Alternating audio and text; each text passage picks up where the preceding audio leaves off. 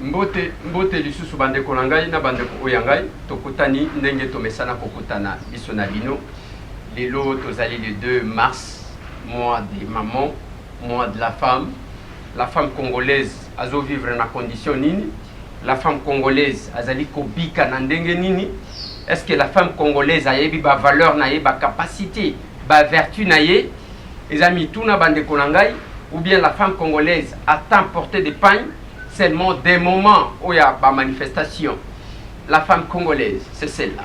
Est-ce que la femme congolaise place au Bachakaye à ça là quand même différence, il y a pour sentir qu'il y a une maman. J'ai toujours félicité dans les pays scandinaves, les pays en Europe, et ça, ceux qui ont talimbo kayeko kambamana mwasi, ozali koyoka elengi, tout est en ordre. Nous sommes en ordre. Et puis nous sommes à la kimia. Calme. La femme congolaise, akola mukaka mukolonini, réellement. Yango na lobaka na ba mama nangai, na ba mama oyanga, na lobaka na bango. Ne vous laissez pas embarquer, moko na buzoba ya biso ba mibali. Qui cherche à manipuler les femmes pour na batu ba se retrouver. Ok, na musique, c'est la femme. Oh, bah, exploiter pour na batu ba se retrouver. Ok, na politique, c'est la femme. Ne bachaka era kobina na koyemba, mais tango akokabola babosa na kaye. Ce qui ok na ba domaine nyonso, la femme est utilisée comme ça. Comment on a kozali ka protocole. Hein? Protocole à chef. Oh, donc, vous trouvez que la femme est utilisée d'une manière ou d'une autre. Et j'ai toujours appelé na éveil à conscience ya ba mama na biso. Yango période na kendaka sur invitation ya Sauve na Stockholm dans la conférence na lobelaka la femme oubliée. C'est la femme de mon pays, c'est ma maman. Ce sont nos mamans qui sont oubliées. Ceux qui ont tali musala makasi ko travailler tout ça. Ye bakozoye ata soki babali o ya point allez bazuta la alliance munene batie na musapi. 2 jours atikali rido nanda. Allez papa zo kendaka zo sala kama kamuna ye ya za libre. Kuna Bible peki cite ke batu bakoka bwana. Ya za libre salima oyo amoni oyo kimpuka na ya vandelie nanda. Cette femme oubliée. Il fallait quelque part, et moi je me suis toujours dit que je suis contre les gens qui pensent que moi si c'est un vaurien d'abord l'homme parce que mibali ya bazoba pe bazalaka basi ya mayele pe basovaka ba famille bazape beli ba pilier de la famille le phare biso tozalaka na idée tout à fait autre par rapport à Dosiwa. Certainement pour ceux qui croient à la Bible balobaka au commencement Dieu créa l'homme mais l'homme wana na katina ye moi c'est azalaki. Et ceux qui ont la comportement, brutalité, makamusus, na mitu na moko na lobi, soki tozalaka na basi na mboko yote, mbele tosilana. Est-ce que tozaka dépasser, comment na oyo amatis? Bozo soana nini? Tozo comprendre te eloko yango tozo soane. Tozo soana nini? Tozo welela nini? Ça peut près makambo to koloba ya mboka oyo. O comment na ka dossier? Oya yoka na kana oyo te. Oya yoka na bo soani nini bo wele nini? Eloko te. Eloko te. Yango moni koluka ko s'adapter na buzoba quelques personnes, quelques femmes babo sani qualité na bango na mission dans ba pesa bango. Il se lance ou elle se lance ya kosala ba makambo msusu. Yango moni ba polémique côté pa basi ba msusu, il faut ba longola bilamba, il faut ba sala boye. Alors que soti otali c'est facile ya komona. Mobali ya liboma akotambola azali lambate.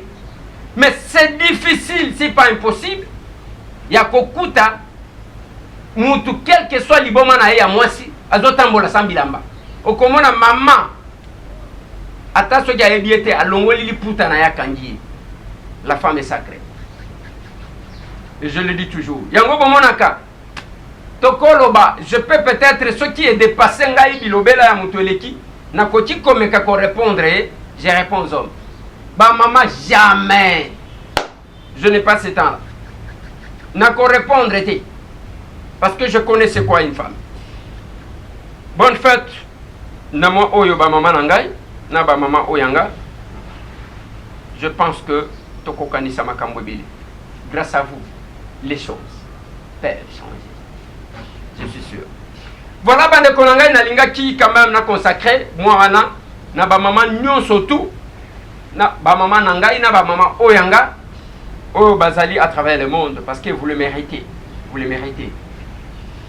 Bande konangai ezambiska de Salemi na route numéro 4 eza na nzela ya Irengeti mutu kamoko ezalaki kolongwa na Beni ezokende Bunia ambiskade na niveau ya Tungutu kuna balobi babomi mutu moko balobi aza ADF nalu ya Uganda na tuna katango boloba kaza ADF nalu ya Uganda bokuta kaya aza na carte ou bien eza elongi c'est sur base de quoi ba ADF ngo basila kate ezaka ndingo wana mais entre temps bande konangai bakosila eza compliqué. Eric Boloko a été enterré hier. Eric Boloko Zanani azali oyo akufaki na manifestation, c'est un jeune garçon de 18 ans oyo akufaki na manifestation na Mbandaka kuna bakundaki lobby mais tension za makasi parce que komi kanda entre bateaux. Mais pendant ce temps bande konanga biso na Kinshasa dossier à Rossi parce que je vais parler, je vais insister sur ça. Dossier à Rossi, d'un côté c'est la police à l'Obéliango, de l'autre côté c'est le peuple à Zolobéliango. Dossier à Rossi, bande konanga, je suis obligé en tant qu'esclave de la vérité, il y a Kokebi Sabino contre escroquerie. Dossier à Rossi comme cop, il y a battu. Toyebite qui perçoit pour les comptes de Rossi, Azo Zombongo combien et Kokoma combien. Avant à Kinshasa, toutes les caméras au Yabato, surtout parce qu'il y a internet et Tony Kuna. Lobby, Bayeko Swana, Babandiko Finga, na Kuna na Matang. Na ba film sous ya internet. Bake Kuna Babandiko Swana, na Matanga ya Rossi. Donc, terrain bien fertile, Bayoki qui est mort, Bana Poto, Bazolanda situation, place paye à Moutou, Nakotipe Koyebana, Nakotipe Kozoma 100 francs, Ezawan. Toutes les caméras, Tongo me dit pourquoi Ezakuna na Matanga Rossi. Et à travers le monde aussi. C'est pourquoi j'ai toujours insisté sur l'organisation. Bande Konangai.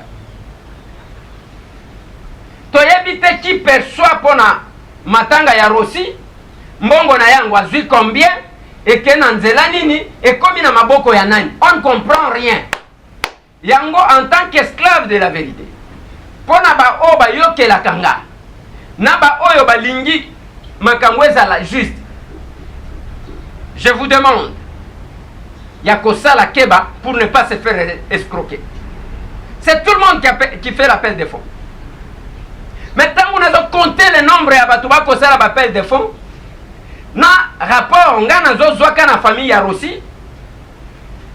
C'est le jour et la nuit.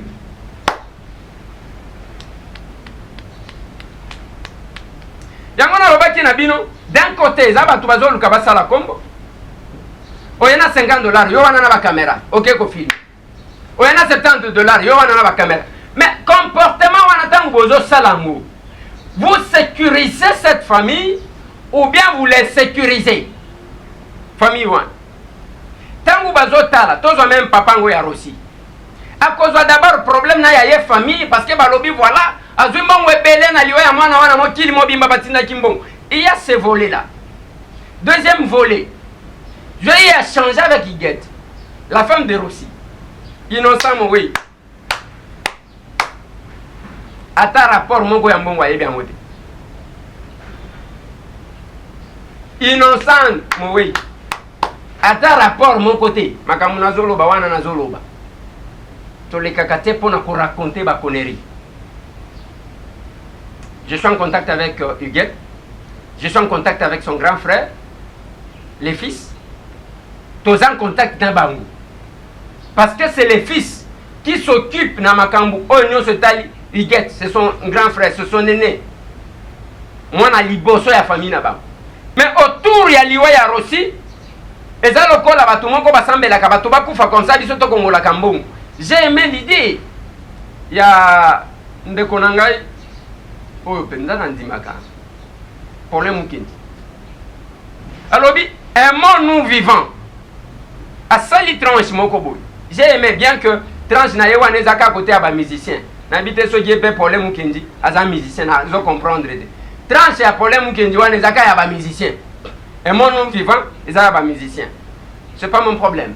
Mais je vois l'idée. Je dois saluer cette idée. Parce que dans ma tangue comme kaka, musicien kofi a les cahiers, cotisation, yango wana bazoke. Politicien kofi wazo sangisa mongo, côté ba musicien kutundeli. C'est ce que nous sommes en train de constater dans Makambwar aussi. Le londenge tokolo baboy. Batu nyonso, toutes les caméras na oyo yeba et tondi kuna. Ce qui est évité. Mais le monde aussi, c'est tout le monde qui perçoit de l'argent pour les comptes Yaro aussi. Mbongo ango zozo combien? Combien zo comment? Bazozo ozo pesa nani? Oeza na tindeli papa nani? Oeza na tindeli Nathalie? Oeza na tindeli Mireille? Oeza finalement bozo tindela nani? Nous devons chercher à canaliser quand même biloko. Nous devons canaliser à ta désordre ango. À ta jungle ango. Alors, ceux qui te ont des désordre à niveau 1, alors ça ne sert à rien que tu se combattes, tout ça la combat. Parce que, bizarrement, il y a des désordre. Alors, tu dois combattre, il y a des désordre pour l'année. Qui se ressemble et se semble. C'est là que j'ai dit, l'idée que j'avais donnée, je sais que, tu es un spécialiste en Nengwana. Il y a un salon à point, au comment on va tenir sur un salon de coiffure. Nous sommes comme ça, Bissot Congolais. Na pesa qui idée dans lobby bandeko. Nous devons chercher à nous organiser là-bas. Oh, bazo comprendre ma camp. Avec $1 par mois, 1 million de personnes, nous avons $1 million. Biloko wana barosi toko kati ko bana ko sala ba pelle de fonds parce que on aura cette fois-là l'argent dans notre caisse. Mbongo il faut combien tobimisi mbongo wana même 50 000, même 100 000. Si vous avez $1 million par an, par mois, par an vous en avez combien? 12 millions de $. Bokobonde la nani ki aza mutu mbongo. Bokobonde la mutu te. Parce que bino moko bozana mbongo. Bino moko. Parce que la diaspora que nous avons aujourd'hui. Ceux qui te comprendre nécessité, oh ya makambo to kolobate bande konangai, to ko regretter et nos enfants nous condamneront. Que nous avons eu une opportunité. Ya batu bazo vivre bien libanda. Bavandi, babelisaka mutu te, makambo akolia, makambo akolata, mais bazo belisa mutu bele pona makambo mboka na bango. Mais pendant cette période-là, on n'a pas pu capitaliser ça. Parce que l'idée que je donnais, c'est une idée que nous devons léguer à nos enfants. Moi, je ne suis pas d'accord. Que nous devons léguer à nos enfants les problèmes. Nous devons léguer à nos enfants un pays. Donc, l'hymne national dit si nous pouvons quand même faire ça. Ne pas seulement voir le mal dans les autres. On va perdre de l'indépendance, c'est pas ça là qui bien au moins il va ça là qui corriger bango mais yozo salani. Nous devons mettre cet ordre na makambu ya Rossi. Yango na sali rappel ya que voilà le pourquoi il y a une initiative auto confiée qui na maman Pauline, c'est maman Pauline landa kimbela azu yango. Alors nous devons capitaliser ça. Na kati wana de création à la télévision, na kati wana ba assistance. Tomoni qu'est-ce que nous pouvons faire? To sali boye et kobeli sa mutute, mutu ako contribuer mais na mbongo muke to sali makaminen. Parce qu'un dollar ne pèse pas même $10. Les roba toizo tinda ba mbongo ba $200, ba 300, ba 500, ba $1000. Mais ça pèse mais c'est insuffisant par rapport aux besoins. Yango na zolo bana bato. Bobenga ka mama Pauline pour que boye ba ka évolution, nous voulons que makambo ezala très clair. Mais makambo ya Rossi na zozongela. Bande konangai.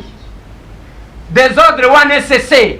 Parce qu'il y a quelques individus qui vont profiter de Miami soit battu pour qu'ils se retrouver. Je me rappelle, je dois rappeler le cause. Na Koti, na Château Rouge, tous à Paris. Maman na Château Rouge, babima est belé.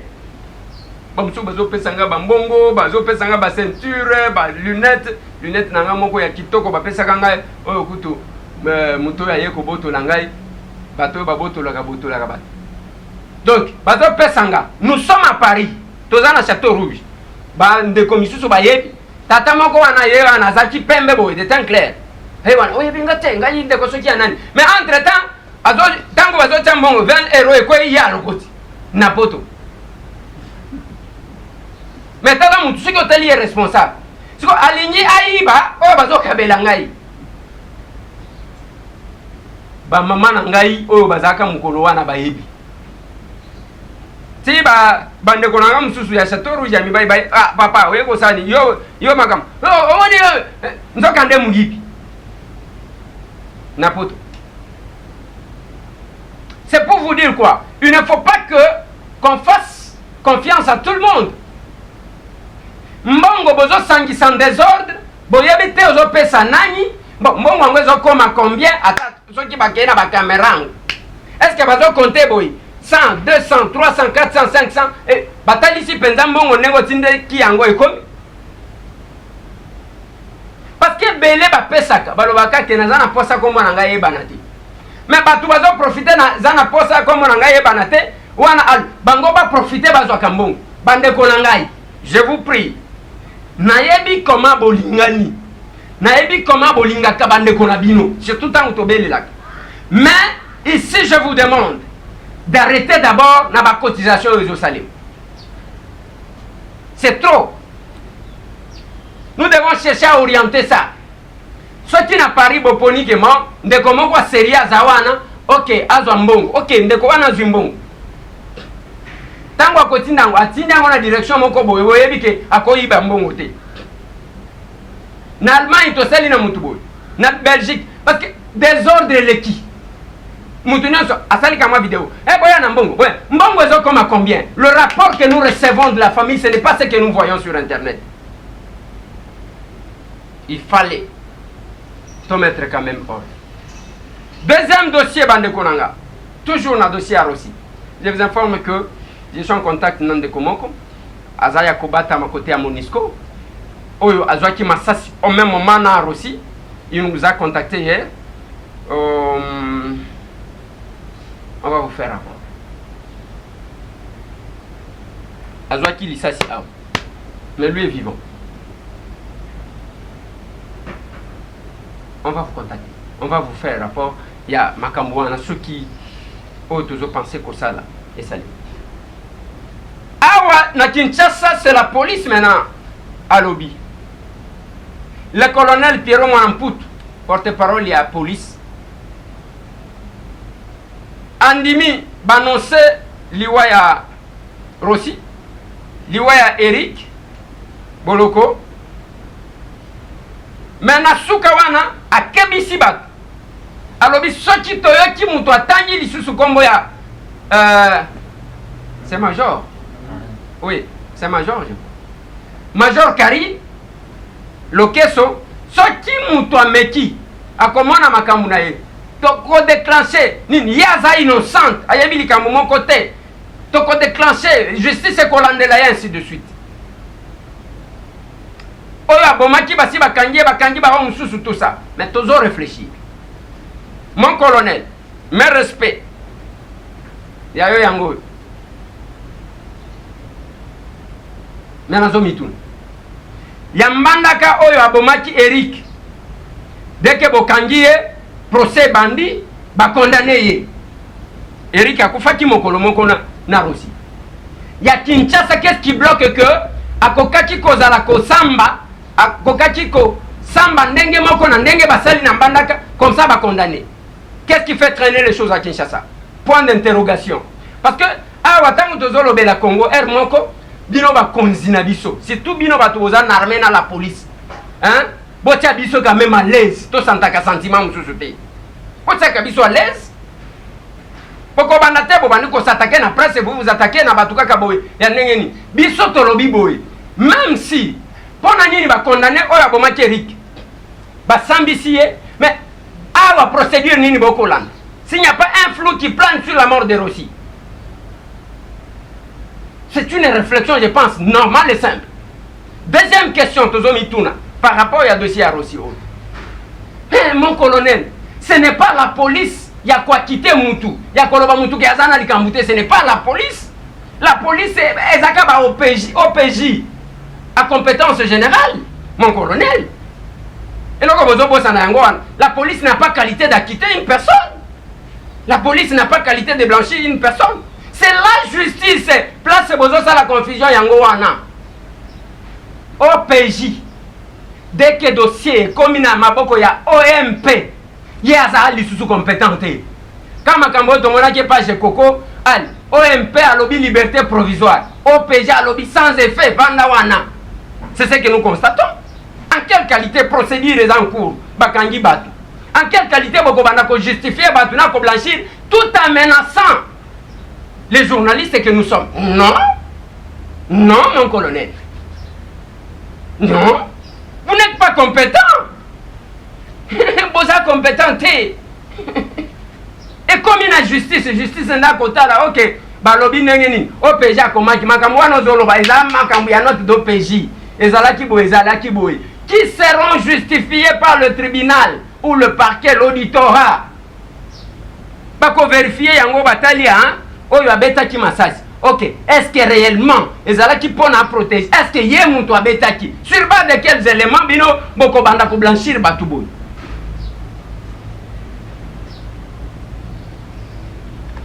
Mais respect, hein. Tout ça va toi domaine na binoté. Mais moi je pense que tout temps quand même au Montesquieu à l'oba séparation du pouvoir. Ouais. Ouais. Et aussi toyebi compétence en weza nengenini. Ndenge balobaka parallélisme des compétences, des formes de compétences. Nous vous annonçons aussi sorti accord ya Ornella. Ornella eza mwana wana ya mwasi oyo akweyaki na étage na 3e niveau dossier abandien na famille après comme nzoto na ebimi lelo eza exposé na première rue limité bande kona même ba o bazalaki na poto bazali awa pona kolela oya bango Dorcas ça va un peu, ça évolue un peu doucement. Bisika Yazali, nous sommes obligés de vous faire ces rapports-là. Tozo suki sa bande konanga na bande ko oyangai na dossier moko. DGRK va changer bat. Raoul Eleng à Koti, Michel Mvunzi à Koti, va remplacer Didona Narcisse. Didona Narcisse baza banani. Baza ba o bakanga ke pa luzolo bambi pona muyibi. Na création il y a plusieurs comptes. Na compte il y a DGRK pour que mon week-end akandenge wana. Asko ba longoli bango ba reconnaître que luzolo bambi azalaki na raison toi azalaki na tort. Ce qui luzolo bambi azalaki na raison. Pona nini ba liberaki bango na 19h. Quel est le sort il y a secrétaire général il y a urbanisme et habitat. Quel est le sort o bakanga pe pona muyibi abandako. Yena excellence monsieur le ministre ya urbanisme et habitat. On va promettre biso la vérité. Quel est le sort ya bateau et agence ya grands travaux? On va détourner bambon. Bon ça il va passer là. Musala la police a okati ko sala yango wana. Bo telemi ndenge bo telema kana passerelle wana. Bozo la kisa batu bo katisa na makadam te bo mata awo. Bo okati ko sala musala wana. Passerelle wana ezo servir ata ne logote. Service nini à l'état oza. Bozo sala ta eloko mon côté. Siko a balongoli bango bako continuer ko poursuivre bango bien ezaka système ya paiement muke babosa na yo bongo tozongisa yo. Dido azalaka na ofida. On nous a jamais dit pourquoi balongola ka na ofida na katanga. Narcisse un retraité à lebazui batie bango basali cop. Eza compliqué. Et puis Sony. Mboka toko tambola ka ndingwa. On protège les malfaiteurs. Mais on s'en prend. Na bateau qui est 7 ans soit payé à relever. Makamunambo. C'est compliqué. Toko sande. Tozo tambola ndingwa. Merci Nabino Nyosotu. J'insiste sur le dossier à Rossi. Nalisa Kibino que j'ai rencontré un pasteur. Alors baki nanga Eliezer Nazo Koka Okoma Kunate. Il m'a remis $200 à couper sa famille. Il y a un autre qui m'a appelé. C'était membre du gouvernement. A Beninga ya lobby de Eliezer. T'as la position biso tozanango. Mais liwa ya moi mobile wana ça nous fait très mal parce qu'on ne doit pas continuer à tuer les gens comme ça. Na kotine de la yo mambongo kende opé sa famille. Donc, quelque part là, il y a les gens qui sont mécontents même dans leur camp. Merci, bande kolanga, na bande ko yanga. Botika la branché parce que Zaka Moussala, Ndenge Toloba, nous devons remettre de l'ordre. On doit arrêter l'escroquerie.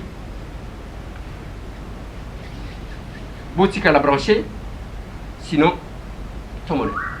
Que les médiocres dégagent, dégagez, dégagez, dégagez. Que les médiocres dégagent, dégagez, dégagez, dégagez. Que les médiocres dégagent, dégagez, dégagez, dégagez. Que les médiocres dégagent.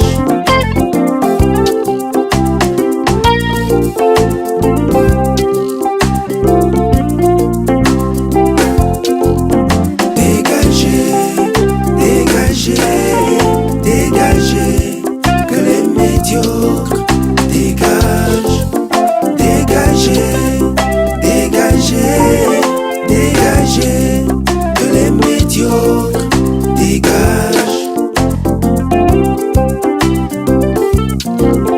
Nous ne voulons plus de vous, nous ne voulons plus de vous, nous ne voulons plus de vous dans notre pays. Nous ne voulons plus de vous, nous ne voulons plus de vous, nous ne voulons plus de vous dans notre pays.